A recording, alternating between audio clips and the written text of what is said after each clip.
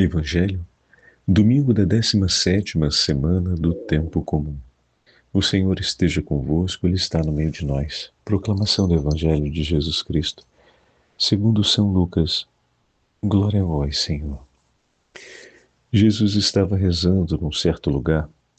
Quando terminou, um de seus discípulos pediu-lhe: Senhor, ensina-nos a rezar como também João ensinou a seus discípulos.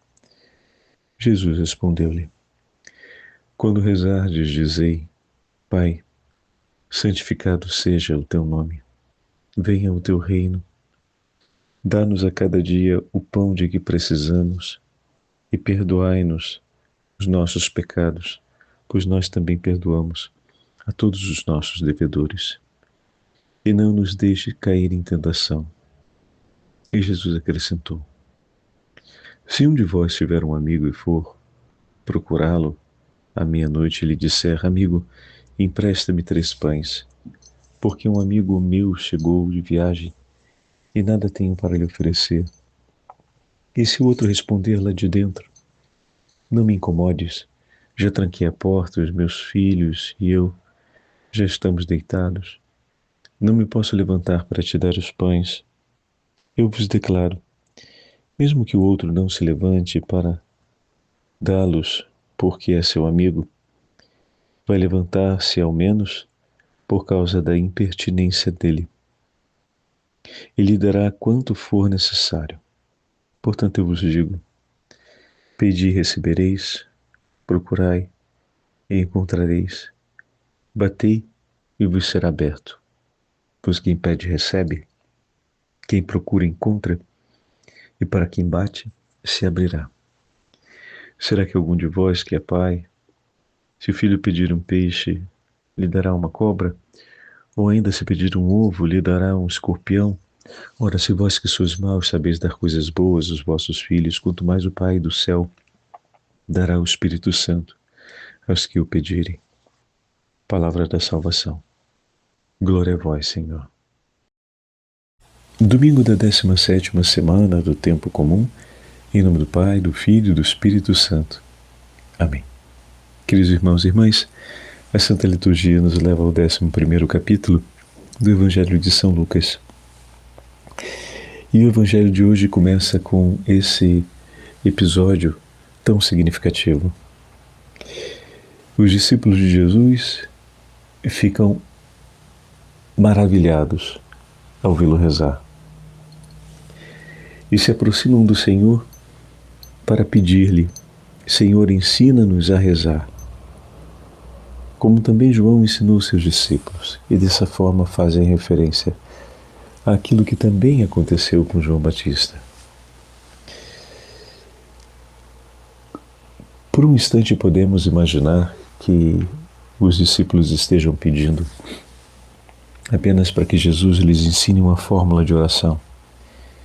Mas essa seria uma compreensão equívoca, porque, na verdade, um judeu daquele período já saberia diversas fórmulas de oração que eram repetidas regularmente por eles como ato de devoção e de amor fiel e filial a Deus. O que chama a atenção e encanta o coração dos discípulos é a piedade com a qual Jesus reza. Lucas foi muito delicado em dizer, quando Jesus terminou de rezar, um de seus discípulos lhe pergunta: vendo o testemunho de Jesus, vem no coração dos discípulos o desejo de rezar. Querido pai, querida mãe, queridos familiares, guardem bem esse episódio no coração de vocês, porque a forma como você zela e a forma como você vive com piedade a sua oração cotidiana também vai ser nas mãos de Deus instrumento para inspirar e mover o desejo de rezar no coração de seus filhos, de seus familiares, de seus amigos. Não vai ser apenas através da exortação, da recomendação de suas palavras, da persistência do seu discurso, que o seu filho ou o seu cônjuge ou então o seu familiar vai despertar para o compromisso de rezar e a necessidade de fazê-lo regularmente. Deus se vale da piedade do seu coração e do zelo amoroso do seu coração, testemunhado na forma como você reza, o valor, a estima e o zelo que você tem por esse gesto. Deus vai se valer de tudo isso para poder trazer seu filho, sua esposa, seu familiar ao fascínio pela oração, ao encantamento, ao desejo de também rezar. Jesus ensina seus discípulos entregando a eles a oração do Pai Nosso e as sentenças como nós as conhecemos para a oração do Pai Nosso. Lucas apresenta o texto na sua forma mais breve, mas as petições fundamentais estão todas elas ali. Pai, santificado seja o teu nome. O nome de Deus já é santo, mas ele é santificado, como nos ensina o primeiro mandamento, na medida em que o amamos sobre todas as coisas e o fazemos amado por aqueles que estão à nossa volta. Santificado seja o vosso nome, que todos os corações te amem. Que todos os corações conheçam o seu amor e como resposta te amem e te façam amado, Senhor. Que se cumpra por nós o vosso reino, que se estabeleça a sua vontade e se cumpra esse reino de graça. Depois, pedimos pelo pão de cada dia, que não se trata apenas do pão efetivo que comemos, mas de tudo aquilo que é necessário para o nosso sustento. E, de fato, o sustento espiritual é aquele que dá sentido e esperança ao sustento material. Esse Deus nos concede a cada dia, pelo pão da sua palavra, pelo pão da Eucaristia, pelo pão da sua presença, de Cristo ressuscitado no meio de nós, vivo no seu verdadeiro corpo e sangue. Nós temos tudo o que é necessário para que não nos falte a vida e a continuidade nesta vida que Deus nos dá. Não nos falte a vida que Ele tem para nós, Ele que é o vivente, o Zoon, e ao mesmo tempo que não nos falte, Zoé, ao mesmo tempo não nos falte o pão de cada dia. Depois, da mesma forma que recebemos de Deus aquilo que só pertence a Deus, o perdão é um dom de completa gratuidade.